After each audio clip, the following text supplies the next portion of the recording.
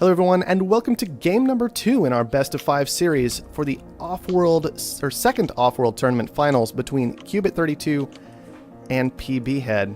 The map's a bit different this time. I'm especially noticing only 8 aluminum tiles and all of them low. What are you seeing over there, Soren? Yeah, I think we're going to see a lot faster found this time around. Especially that area right next to the colony is pretty fascinating.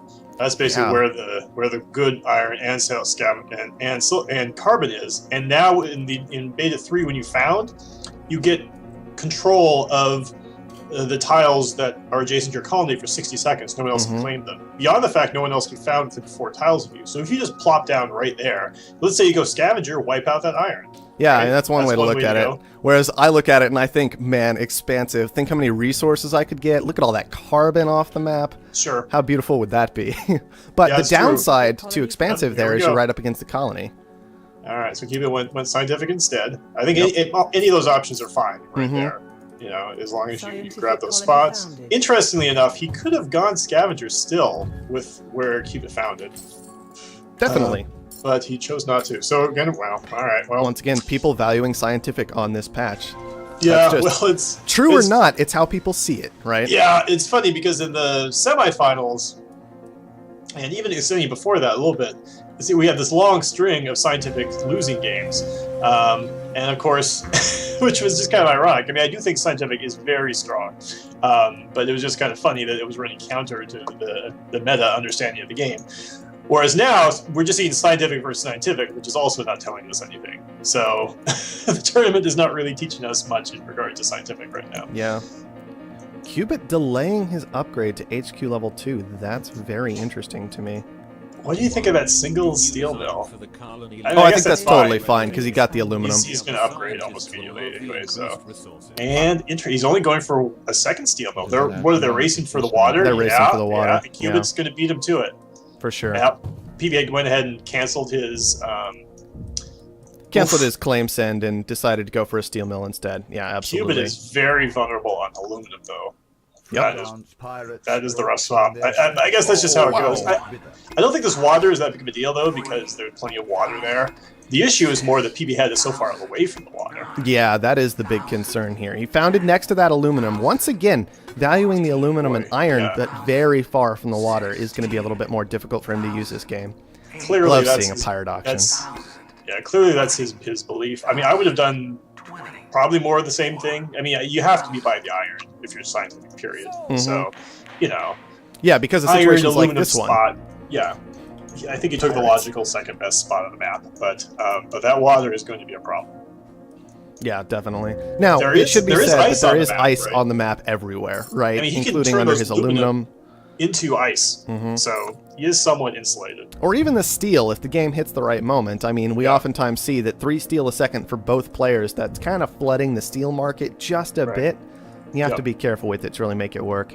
And we haven't talked about silicon much, but Pbhead just claimed the only silicon that's adjacent to 2 other silicons on the map.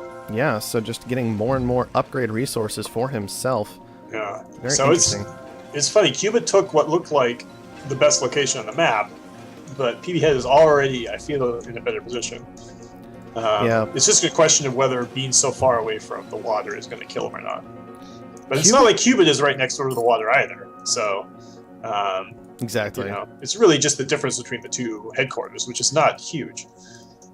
Yeah, I think another big thing to look at here, maybe one reason Pbhead was able to grab up those very important pirates in the scientific 1v1 is because Cubit, he did found very early. I believe he started the game with about $70,000 of debt, whereas Pb found it late enough that he started the game with 0 debt. We can see food coming in for Cubit now.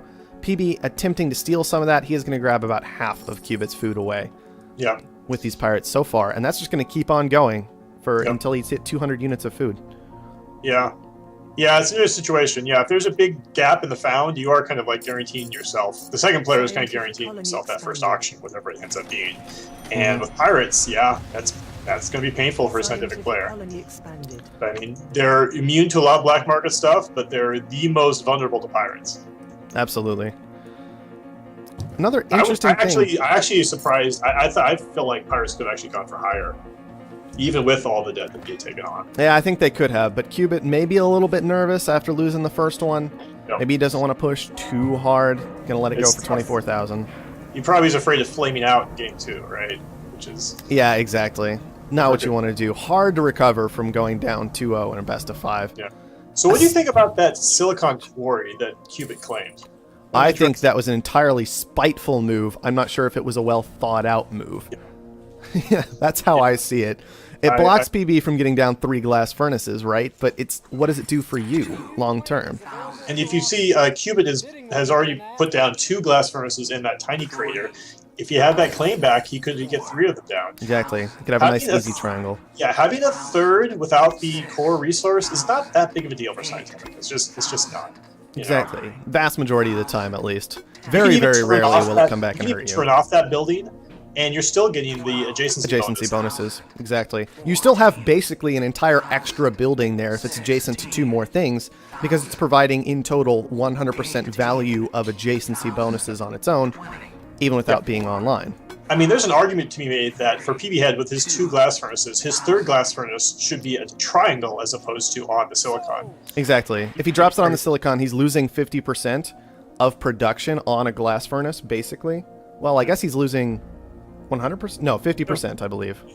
No, is it 100? Yeah, he ends up with a value of 5 glass furnaces with 3 positioned on top of the silicon instead of 6 from a triangle. Right. So, given that silicon's low priced right now, Pbhead, he probably would be willing just to go for the triangle instead. So I really don't like that move out of Cubit. Alright. Both players still sitting on HQ level 3. Interestingly enough, Cubit reacting to the steel shortage and has moved into additional steel production. He actually has 4 steel mills down instead of the standard 3 at this point. How high did steel get to? Because it's not that great right now. It's not a fantastic right now, but $54 a second, it still is not bad on this map. I think a lot of tiles are struggling to make that amount in particular. With Pbhead's electrolysis really being the only key thing. Yeah, and yeah, power is getting out of hand. You are correct. And he's got a geothermal going up right now. Pbhead is sitting on the Goon Squad, which is interesting. He's not using it, and he doesn't have a geotherm coming, so he's going to be forcing Cubit to potentially pay 6,000, which I think he really needs to for that geo with his price and power. He's got to figure out a way to get 6,000 bucks. Absolutely. You could sell all his silicon and some of his glass and get to that. Okay, which he has done. Okay, he's Goon Squad of the geotherm, so he's safe there. His claims are just kind of all over the place. Another interesting thing to note, by the way, because PB is sitting on that Goon Squad, he won't know for sure that Cubit has purchased and used a Goon Squad at this moment. So if he were to go for a mutiny, he would be blind to that fact right now. No, it goes up to 9,000 for him, too. Right, but he can't tell because he's storing one, and so he can't see the price of it, or at least most of the time. He didn't used to be able to. It might appear these days. Now just in that bottom corner. Okay. So he's going to have to be paying close attention to that, but finally Pbhead getting down some power. Sheesh. Those electrolysis are just making a killing for Pbhead. It's so different this game, and that's really interesting because it's opposite from what we saw last game, right? Where food was the more valuable water resource, for sure. These farms not making a whole lot for Cubit. Maybe in a triangle they would be doing a bit better. However, electrolysis a lot better than it was last game. Yeah. Simply because both of these players are sending so many resources from so far away. But it's not the fuel, it's the oxygen. Did we miss an oxygen shortage? Well, oxygen is a factor as well because both players have moved into some amount of glass. And yeah, oxygen is a higher price, but fuel, realistically, with all these reactors running last game, fuel would have been down to like maybe $20, $30. Yeah. And so still holding up at that $60 price is a big increase to the value of these reactors. Well, they're both committing hard into power, which I understand, but they both are over $150,000 in debt, so... I don't know. I feel like Cubit should have used his tile for something besides that power, because he's not going to be able to. He's not going to be able to knock Pbhead out of that game with power, and his geotherm is fine. He should just sit on the geo. Colony expanded. Yeah. Important to note that was what could he have moved into?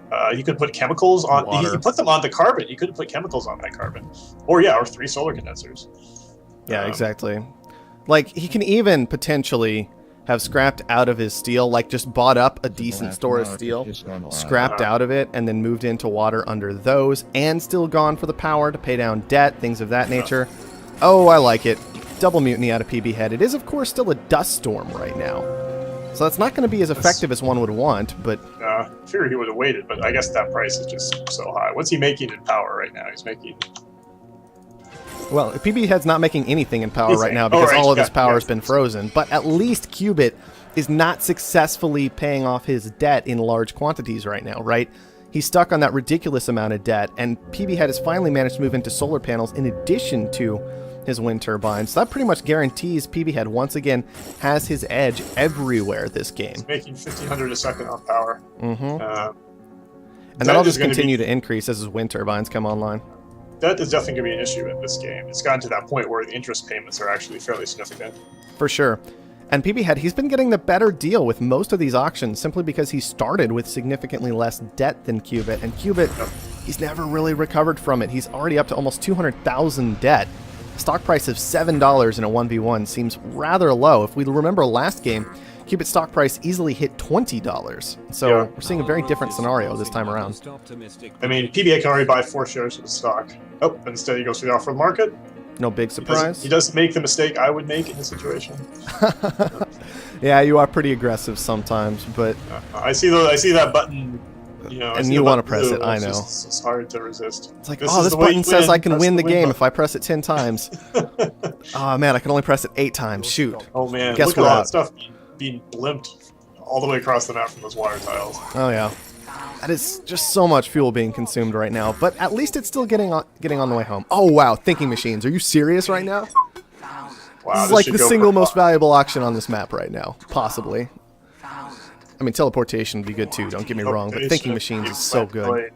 I mean, you know, we're in the off-world phase, so... Exactly. However, they already are both scientific. So this basically turns it from a -50 bonus, -50 to -25%. Yeah, but I mean, it's true. So it's but not 15 seconds to repair an off-world. You know.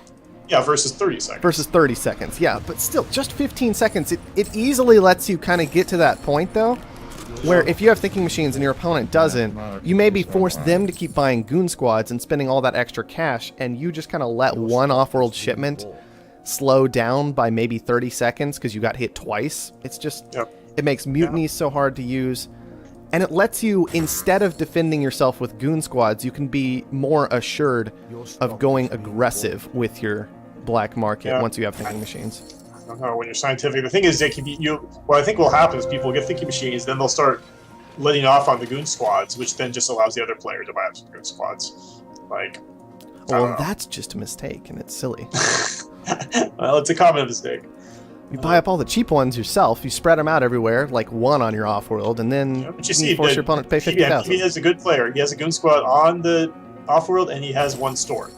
Oh yeah, so he's not messing around, and he has thinking. Wait, no, Cubit got thinking machines. Yeah, Cubit got thinking machines, but he's not getting any use out of it anytime soon. Doesn't have an off-world. Is he close? He's got 100 electronics. He's just he's very close to being able to build a off-world market.